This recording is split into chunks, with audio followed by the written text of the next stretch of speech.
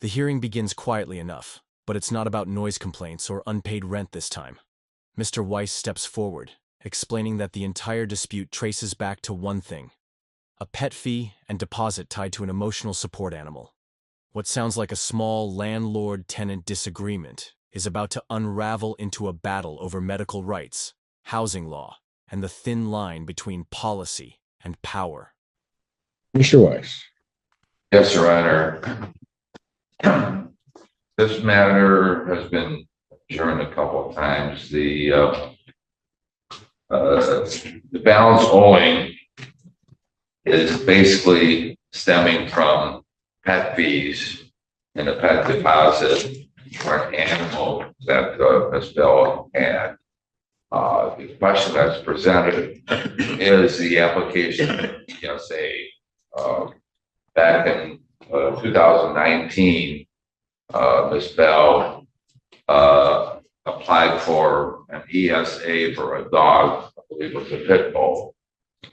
She had a letter from her doctor indicating the need for the support animal, and it was granted. At that point in time, she did not pay a pet fee or a pet deposit. Subsequently, back in 2019, the tenant, Ms. Bell, secured a doctor's letter for a pit bull. Her emotional support animal. No fees, no deposit. It was approved without question. But when that pit bull was removed years later for allegedly biting another tenant, she brought in a new dog. And that's when the landlord demanded something she hadn't faced before, to prove all over again that she still needed an ESA. Was this a legitimate check or a veiled challenge to her rights?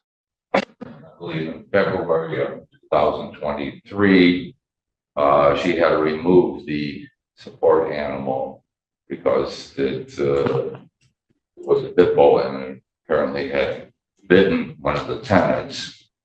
That was in February. She replaced the animal, and then in October of 23, we requested that she certify the new animal, which I believe is Pride Chihuahua. And Well, let me ask this, because what was, I remember the issue, but the certification for the animal, however one wants to put that. Well, let me put it this way. Does the complex certify the animal? the complex asked that she read certification that she of her needs for the support animal, which in 2019 she did provide for us. We asked starting in October when she got the new animal, we asked that she recertify herself that she had a continuous need for that support animal. Okay, and again, that I guess brings me to the next point. If nothing had happened with the pit bull, she wouldn't have had to recertify anything. Well, we take the position that we could have asked her to certify, but we didn't.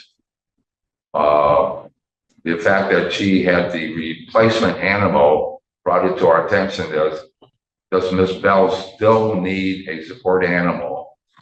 If so, we asked that she be recertified. We asked, and I have if I can present to the court, if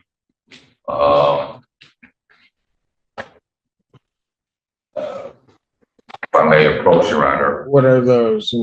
This is a thread of emails between Group 5, Group 5's attorneys who was handling the case then, and Nikki Green from Fair Housing, talking about the pet situation. Emails from attorneys and fair housing officials surface, painting a picture of behind-the-scenes maneuvering. One doctor allegedly refused to provide new paperwork. The landlord claims the switch from a pit bull to a Chihuahua triggered the request. But the judge isn't convinced. If her need was valid in 2019, what suddenly changed? And Nikki Green basically said she was going to follow up with her doctor, I think Dr. McAvoy, to see if we can get the certification. According to our information, Dr. McAvoy refused to do the certification. We asked that she possibly But could was get that the another previous doctor? Hmm? Okay, sorry. but here's my issue with this. When she did that in 2019, she's not certifying the animal. Correct. She's certifying her need for an animal. Right. So what would lead the complex to think that changed? Well, Because and the reason I'm asking that is because based upon at least what's been represented to the court, the only thing that happened is the removal of the animal. that brought it to the attention of management that does she still need a support animal? And that's why we requested a certification. Why would that raise the issue? Well, I believe there's a difference between an ESA and a service dog. A service dog, if you're blind or Right. handicapped, you apply for a service dog. That's a different type of certification. And at that point in time, if it's granted, basically it's for life. Support animal is different. It's like, Well, what explains to the tenant that it's different? I mean, because from what I'm hearing, and correct me if I'm wrong, in 2019 to 2020, in 2020, the dog is still there and she doesn't have to do anything. The dog just continues there. 2020, 20 to 21, same thing.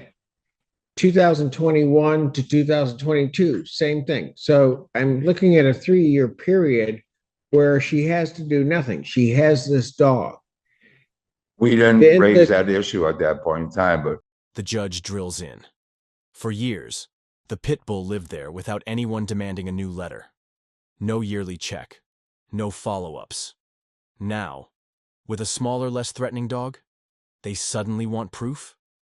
The courtroom air tightens. Could this selective timing be more than coincidence? Why, though? I mean, what makes not raising the issue at that time as opposed to raising it later on? What's the distinction well, if you're not certifying the animal? I believe that in a situation that the complex has the right, and there's nothing in the law either way, that we have the right to certify, recertify, or we don't have the right to recertify. So it brought us to the attention, does Ms. Bell still need certification? And it's a simple process. All she had to do is go to the doctor. But I get that that's the process that the landlord wants her to enter into. Correct. The problem that I'm having with this is why was the request made at that time as opposed to being made at every 6 months, every year, every whatever? Well, the dog was, the pit bull was removed in February of 23. We waited 8 months. She got a new dog. We waited 8 months until October of 23 in order to give her some time to get the certification. At that point in time, we formally requested it, and that's when we started assessing. But when did the new dog come in? Excuse me. When was the new dog? I can tell you all of that real quick because my mother doesn't even really sure of it. Faithful was moved out of the house in April of 22, not 23. And Okay, she got that's home fine. in December of 22. You all got the wrong dates. I don't know It why. doesn't, ma'am, I don't need that. Okay. If the dog got removed February, April, Mhm. when did the new dog show up? December of 22. December of 22. Yeah, it was 8 months after the old dog was removed. And then when was the request made for the new? In October of 23, So, I believe. so was that the first request for the For ESA? recertification, yes. In October of 23. So why did that happen then? Why? Because at that point in time, we reviewed our records and we said, well, does Miss Bell still need the dog? And So- that's when we, Whoa, that's, whoa. No. I'm just trying to sort this out. Because this doesn't make much sense to me. The pit bull gets removed February of April, whichever it is, of 2022. Right? The new animal comes in December of 2022. Right? And the request for this is effectively a year later, 10 months later. correct. The landlord's defense leans on comparisons, workers' comp reviews, disability reassessments. But the judge isn't buying it. You're not reviewing the dog, he says flatly. You're reviewing her. That single distinction could turn this entire case upside down. By the landlord. Yeah. Yeah, I understand what this court is struggling with, but if you take a look at, comparable laws like workers' comp, not social security or disability insurance, they have the right to review the continuing disability every so often, every 6 months. But you're not reviewing her disability. Yeah, we're asking, by asking her for recertification, we're asking. Where in the lease does it state you could do that? I mean, It because doesn't. that's the problem. The problem We're dealing with also with the law, Your Honor. The law is unclear on it itself. The ESA, fair housing, as it pertains to ESA, and I checked into it. There's Okay. no, I get that. I understand the complexities or absence thereof. What I'm looking at the circumstances of this. So one thing that's very clear to me is had the pit bull remained, there wouldn't have been a request. maybe, Well, there wasn't. there wasn't, Right? yeah. But that's, Pit bull gets removed, a new dog comes in, and when the new dog's there still is no request. at that point in time, no. I Then think 10 months later, effectively, almost 11, really, I guess, depending on when in the month these things are occurring, 10 to 11 months later, there then is a request. correct. And I'm trying to figure out why was that request made? It was brought to our attention that does Miss Bell still need a support animal? Brought to your attention by whom? It was brought to our attention in the review of the record. A review of the record when we found out that she had the new dog, we asked that she recertify herself as a need for that support animal.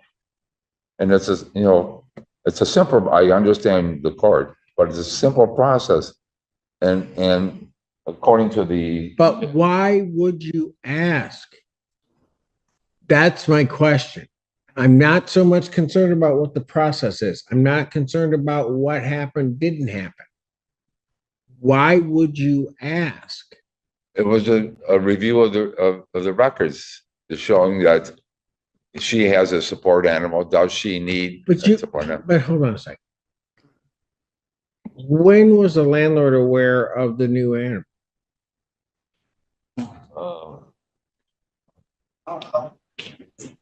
This is Kurt Herbeck. He's the. When was, I just need an answer.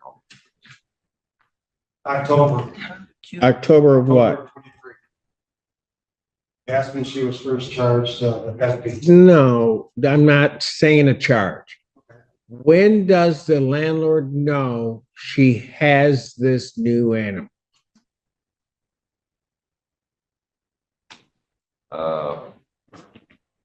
I think it was sometime in 2023, according to the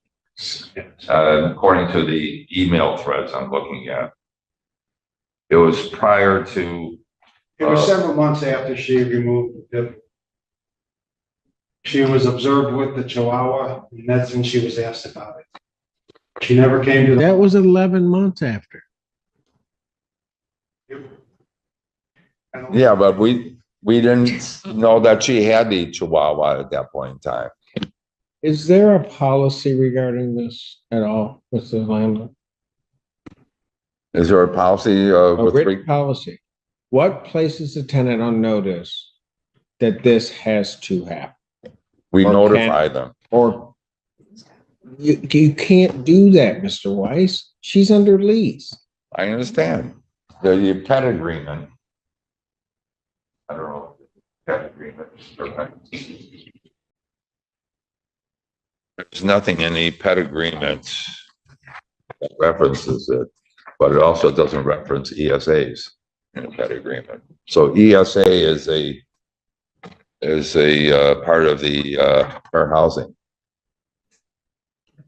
Right. Okay. There's nothing in the fair housing. I understand. I'm trying to figure out what triggers the landlord to ask. And with that, what places the tenant on notice that the landlord can ask and then needs to comply with something? The deeper they go, the more it's clear. There's no written policy, no clause in the lease, no legal requirement for recertification.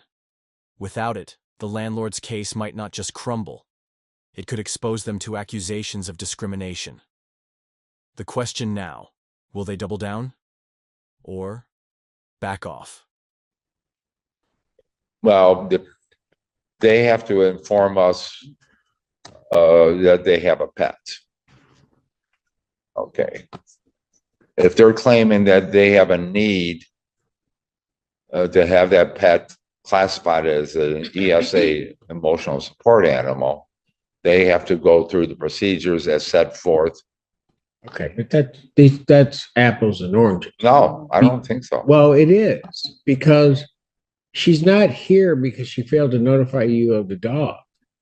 No, she's here because She's here, at least what the landlord's saying is because the landlord made a request for the doctor to indicate that she needed an ESA. the continued need. And what gives the landlord the right to ask her that once she has already given it? Under what authority is the landlord requesting that? Well, as I said, the ESA has no law either way. As far as Either way, requiring in terms of what? of requiring recertification or not. Here's the landlord's problem. I know what the landlord's Yeah. problem is. If the landlord said, okay, every year for those that have an ESA, every year you must recertify the need. Fine. Even if then there's a late request, the landlord has something to say, I can make this request. So the time period doesn't necessarily matter. But as I'm looking at this from what I'm hearing is had the pit bull still been there, there would have been no request from the landlord to do anything. Maybe. Well, it's not a maybe. For the 3 years, 19, 20, 21, and 22, 4 years almost, that the pit bull is there, there's been only one request or one submission. They didn't ask each year. No, but what? There's not even anything, Mr. Weiss, unless you can point me to something that says, okay, periodically we will request X. Is there anything that says that would place the tenant on notice that the landlord could make the request? Not that I am aware of right now, but if I can point the court before it makes a ruling, take a look at the email threads from Fair Housing and from Group 5 and Group 5's attorneys. But what are those email threads going to do for me? It would show that this was discussed. It was discussed with Ms. Bell. Okay, I get it. I get all of that's discussed. Just, and if necessary, I would take a look at it. What gives the landlord the right to do it in the first place? What gives the landlord the right to say anything that makes that discussion happen? Well, there's nothing that says that we can't ask.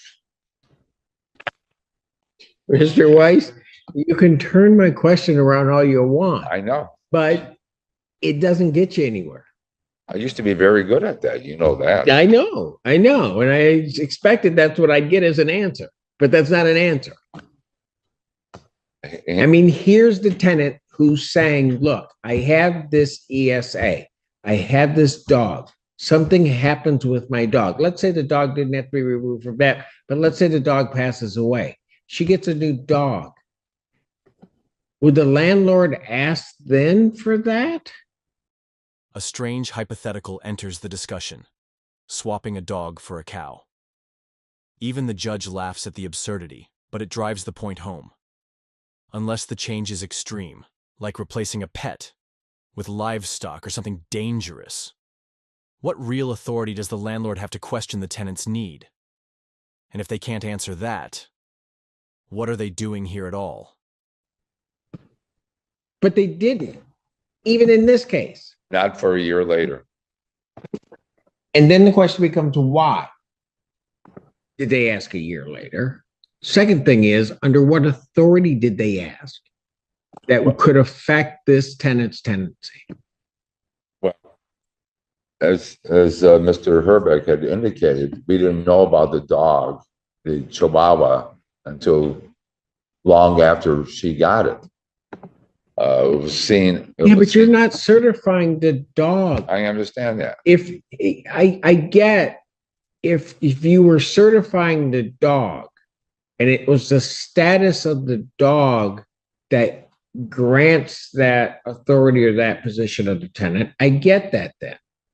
But you're not doing that. You're not even, what you're doing is you're certifying, or essence, asking for certification from the tenant. So at what point, and obviously there is nothing in writing, at what point does that expire? At what point does is the tenant obligated to do anything? Let me pose an absurd situation. Besides this one? Yes. Okay, go ahead.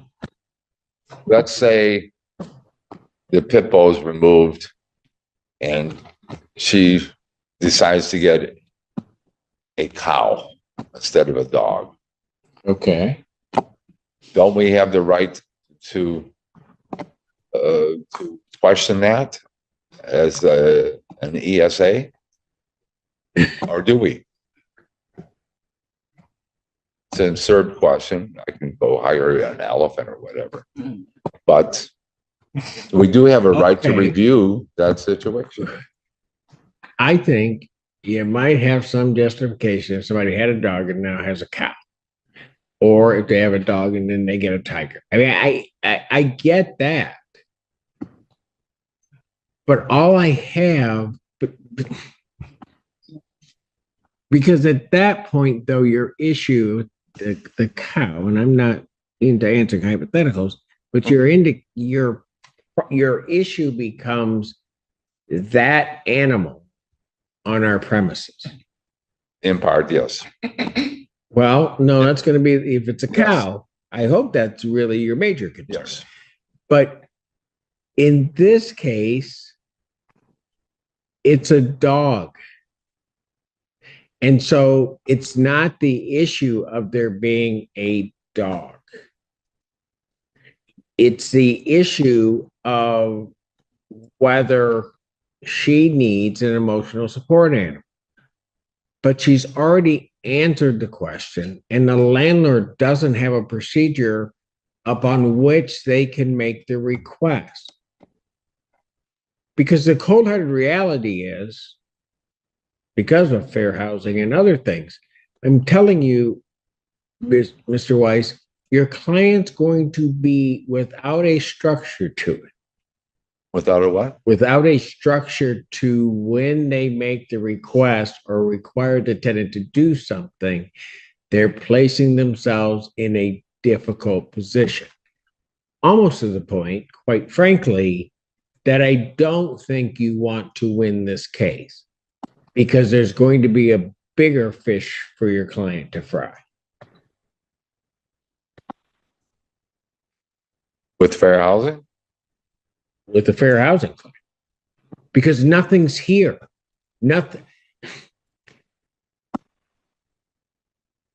the landlord is doing. First of all, does the landlord show me any contractual right exists for them to do? Not that I am aware of. There's nothing in the pet agreement nor nothing in the lease. At least you have to register now. Yeah. In this situation, well, But you're not, That's they not have the to issue. register the animal, but we're all in agreement that the animal isn't the issue. in this situation, no. Right. It's not the animal. It's her. It's whether or not she needs the emotional support animal. So, and then you're trying to charge her from back when? October of 23. Okay, so This case has been going on a long time. but this case has only been going on since May for Yeah. me anyway.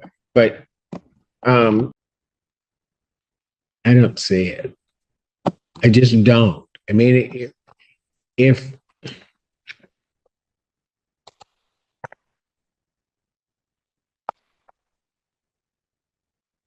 somehow or another the landlord were able to say, oh, let me back that up. What really has happened in this tenancy is the tenant has brought forth documents that place her in a certain status, right? Now, the landlord in that instance, as they have to do with many different things, has to have something in place that says, The judge lays out the cold truth. If the landlord wins here, They could open themselves to an even bigger lawsuit from Fair Housing.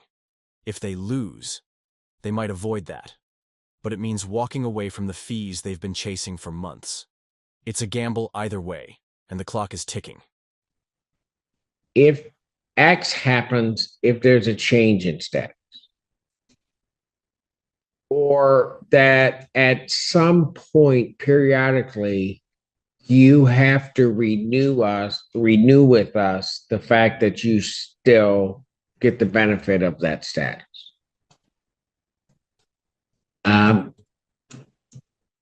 Or this is how you lose that status. But can you get it back? If the landlord had something in place that said, okay, you get this status, and it's clearly not the case here, but you get this status with this animal. Upon the removal, death, whatever of this animal, then you have to renew your status. Well, doesn't that contradict what you just said? Pardon? Doesn't that contradict what you just said? No, I don't think it does. It only seems to contradict it because you're not really certifying the animal. Exactly. You're certifying the person. But those were hypothetical situations that I was giving just now, okay, where the landlord could have certain things in place that then would require the tenant to do something, or require at that point, maybe even obligate the landlord to ask that you provide this information or whatever. But here, that's not what's happened. She gains whatever that status and the benefits of that status. There is nothing, I don't think, or nobody's shown me anything that changes that. That's the status she's in. The landlord then can't come along and say, oh, well, now you got to do this. Had the status had everything attached to the pit bull, to the animal, as opposed to the tenant, then I get it, what the landlord's doing. Because now you have a new animal. Now I can ask about that animal. Not what happened here. can I ask a consideration? Whichever way you're going to rule, can you make it in a written opinion? Basing it on what you said in court today, Well, I would, in case my client wants to appeal it. that's fine. I mean, I'll give an oral ruling. You can prepare whatever order you want. You can appeal away because the landlord doesn't have a status here. Or I could rule in favor of the landlord and then let you face the fair housing suit. Do it that way. Another attorney has to worry about that. But this issue, No, I understand what you're saying. somebody has, well, let me ask this then. Does a landlord have anything that forms the basis of their request to ask this tenant for that second doctor's note? I'm not aware of it. Are you correct? Well, as I said, you know, she never did come forth to the office to register the animal. It wasn't until several months after she got rid of the pit bull and she was saw with this other dog. That's when we first made contact with her to register the animal. Here we are today. Did she register the animal? Never, no. She has not But registered. the animal isn't the issue. I understand, but she still hasn't complied with the pet agreement portion. So therefore, Which portion? she's on a pet addendum for the pit bull. When the pit bull was removed, she never re-registered the Chihuahua. Well, you didn't ask her to register the Chihuahua. Yeah. Well, we did. No, you didn't. That's not what you asked. Not in this particular case, but Yeah, as a not side even, issue, you didn't ask her to register the animal. not for the ESA purposes. But she still has to comply with the lease, which But if requires, that's what we were here for, Mr. Wise, fine, but that's not what we're here for. I mean, but I would absolutely agree with you with that previous scenario about the registering of the animal. But this issue is independent of the animal. right. But would we still have the issue if she registered the Chihuahua?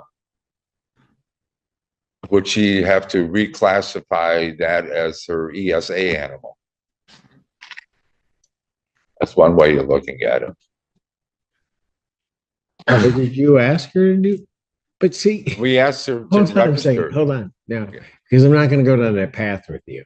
Because what the landlord hasn't come in about the animal.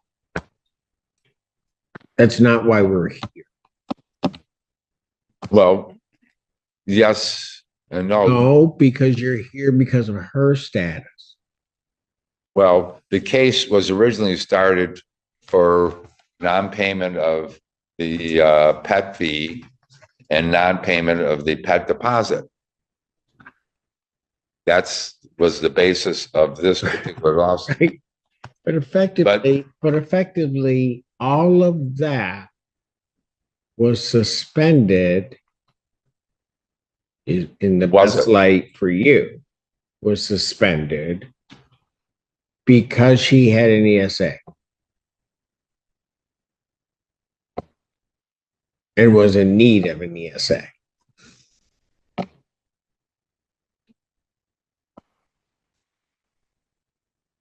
But then at some point, which just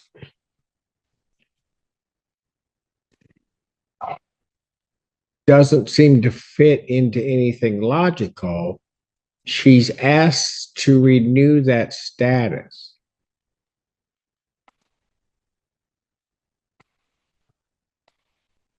And I think the problem here, even if you had a time period of every 4 years,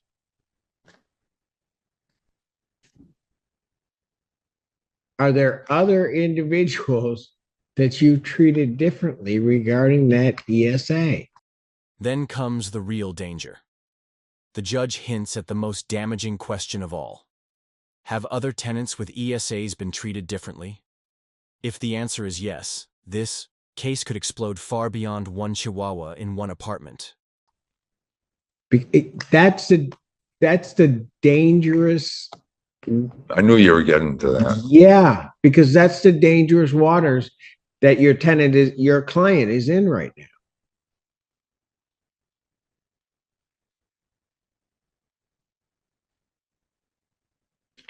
And that's what I was saying at the very beginning, because if I rule for your client,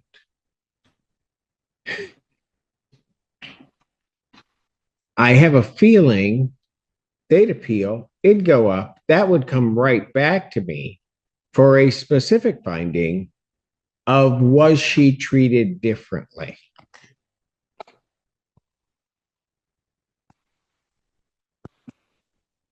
And then your client's got a whole lot of other problems, the least of which is an ESA on this property. Okay, so basically, if I can paraphrase your thinking, you're dismissing this case. I'm not. When Mr. Weiss, you know how I am. When I'm ready to do something, I'll tell you what I'm going to do. I don't know. I think as we've gone through this, I don't know that you need me to do it. The right thing to do would be for the plaintiff to dismiss it. And more importantly, then institute and formulate a policy by which you're going to handle these types of situations. Because And part of my reason for saying that is even if I dismiss, I'm unclear as to this, but I don't know that alleviates the potential jeopardy for your client Well, under fair housing. Because it becomes the issue of not always am I successful in what actions I take, that I'm taking certain actions that may be in violation of that and or discriminatory. yeah, but if the courts would dismiss it, or find no cause of action, let's say, and I would write in an opinion, or not opinion, prepare an order to that effect, setting forth your reasonings for that. That would be could be a basis if my client wishes to appeal. That's all I'm asking. Oh yeah, that's what they want to do. Yeah. No, Obviously. I don't really care, but no, I understand. I mean, I think there probably needs to be a discussion for you and your client as to where they're putting themselves. That's a separate issue. No, depending on what I do. Yeah. But if you dismiss it or find no, this is a hearing on the merits. If you find no cause of action, well, but Mr. Weiss, I'm going to need to then take some testimony because there's going to be a question in my mind that I would have to resolve as to why this tenant why they made the request of this tenant. And I don't think you want my finding on that.